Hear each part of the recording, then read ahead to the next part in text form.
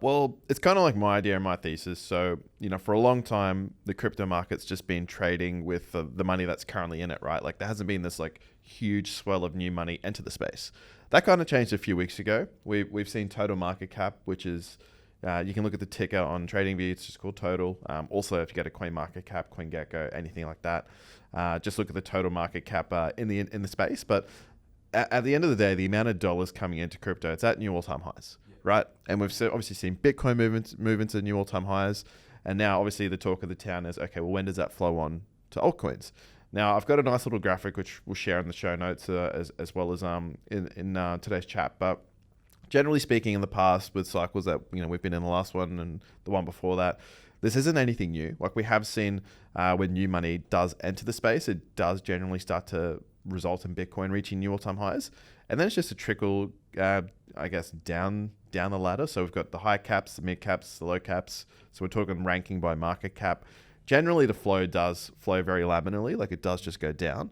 Obviously, within that, you also have certain assets that outperform the rest of the market. We can find themes and narratives as to where the market is considering there is value and shifting towards. We spoke about for quite some time infrastructure tokens all through last year, 2023 even. Meme coins, like the narrative was there. That's where the market was seeing value. Any new and existing money was flowing into that space. I think you could say now quite categorically with Bitcoin breaking new all-time highs, the market's now looking at, okay, well, what's been accumulating for months and months and months and months? And it has been, in my opinion, a lot of these dinosaur coins. If you look at their charts, have just been going sideways and slowly up for quite some time. So anything that looks like that, when all of a sudden they've got more money in their pockets or there's new people coming to the space and they're asking, oh, what should I get, etc., like that. Obviously, people that have been in the space for one or two cycles, they're going to talk about these coins, right?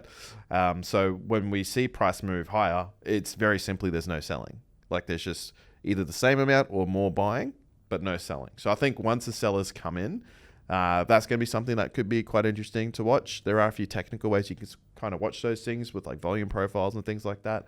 But I think we're at a phase now where we've seen the markup. We're now just waiting to see the majority of the market, or even like, I guess you could say the top 5%, because they're always the ones with the biggest bags, start selling. And we start to see that selling action come in. I think that's going to be quite telling. And we've talked about it before, like if Bitcoin has a bit of a cough or a sneeze and we fall back towards 90K, high 80Ks, which is possible from here, it could end the party for a lot of these coins that have been sort of enjoying, I guess, a bit of the limelight again. So I guess if someone's coming in, to the market today and they're listening to this podcast, like what is the opportunity right now? They might look at XRP and the H-bars and ADA all ripping, or they might think, Bitcoin's a safer option, or they might look at the smaller caps. Like, I guess from that graphic that you were mentioning, like it goes from Bitcoin to the large caps to, the likes of Solana and XRP and the likes.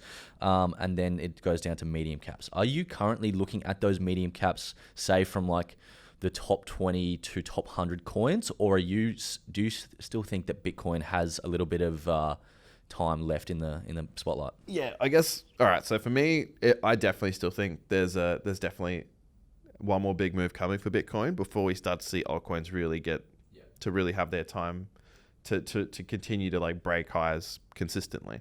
So I think until we see 6-figure Bitcoin, I still think Bitcoin for right now would potentially be the next big play to watch. But that being said, there's a lot of altcoins, like you said, that have just been accumulating that are mid caps, low caps, or even high caps, to be honest. They've just been tracking sideways. So even though, yes, Bitcoin could go from, let's say, we have no idea how high, but let's say it goes from where it is now, about 94, 95, it goes to 120. Like that's a 20% move, obviously. And again, this is where it just comes down to what everyone's doing individually. If you're looking to build a portfolio for the next 6 to 12 months and you think altcoin's going to outperform Bitcoin anyway, it's probably not a bad chance now to sort of dollar cost average in. Like let's say Bitcoin does run away. There's two things that happen. Either altcoins stay where they are, they stay put, or they start to decline and actually get sucked out. A lot of liquidity goes straight to Bitcoin. And that's kind of what we're talking about with obviously like XRP and HBAR and stuff like that happening. Well, what if there's a sell-off and then there's a big rally on Bitcoin and that just sucks all the liquidity to Bitcoin? Like we don't know, but that's a scenario. And we've seen that play out before. People may not remember it, but even just recently, we saw Bitcoin go on an absolute tear a few weeks ago. Had that exact effect. Altcoins just stayed stagnant. Some of them even continued to sell off. Bitcoin was just ripping. So for me, that's like a good sign of health that the market's rotating to what it's perceiving as value, and then that value distributes and we start to see altcoins go. So I think the question for everyone is more, what's your plan? What's your objective? If you're looking to just jump on like a short-term trend and you're in it for like a week, that's where you could look at these assets like HBAR, XRP, they're kind of going. You might have an idea that it could keep going and you just want to catch 5% there, sure.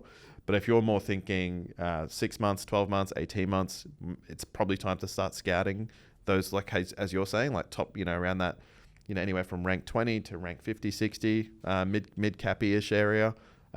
What are some of the assets either showing good performance right now or have things on their roadmap fundamentally that are going to sort of land? No, I think it's a good lesson to learn as well, and something that a mistake that I made in the last cycle is just chasing coins, because the more a coin goes up, the more people are talking about it, and then you get influenced by those people talking about it, typically on YouTube or whatever it may be, and then you might just jump in, and it might be the worst time to jump in, and then that's how you get burned.